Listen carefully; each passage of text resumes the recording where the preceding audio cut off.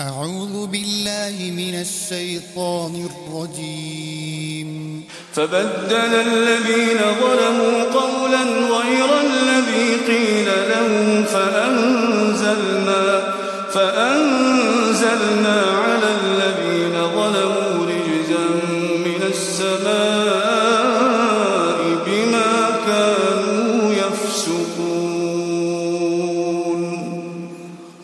وإذ استسقى موسى لقومه فقلنا اضرب بعصاك الحجر فانفجرت منه 12 عينا قد علم كل أناس مشربهم كلوا واشربوا من رزق الله ولا تعثوا في الأرض مفسدين.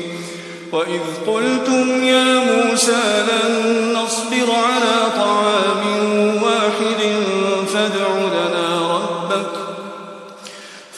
لنا ربك يخرج لنا مما تنبت الأرض من بقلها وقثائها وفومها وعدسها وبصلها قال أتستبدلون الذي هو أدنى بالذي هو خير اهبطوا مصرا فإن لكم ما سألتم وضربت عليهم الذلة والمسكنة وباءوا بغضب من الله ذلك بأنهم كانوا يكفرون بآيات الله ويقتلون النبيين بغير الحق ذلك بما عصوا وكانوا يعتدون.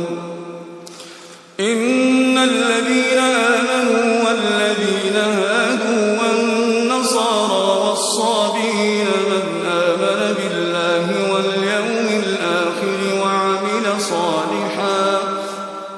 وعمل صالحا فلهم أجرهم عند ربهم ولا خوف عليهم ولا هم يحزنون.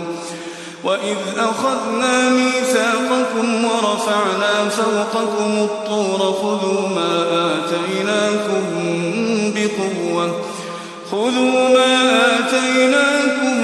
بقوة واذكروا ما فيه لعلكم تتقون.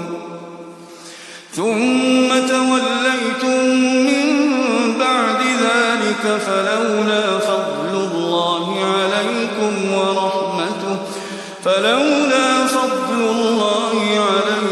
ورحمته لكنتم من الخاسرين.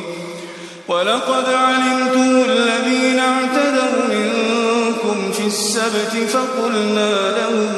فقلنا لهم كونوا قردة خاسئين فجعلناها نكالا لما بين يديها وما خلفها وموعظة للمتقين.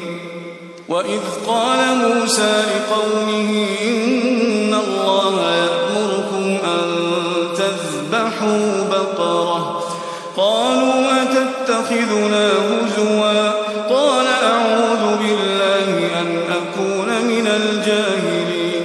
قالوا ادع لنا ربك يبين لنا ما هي قال إنه يقول إنها بقرة لا فارض ولا بكر عوان بين ذلك فافعلوا ما تؤمرون.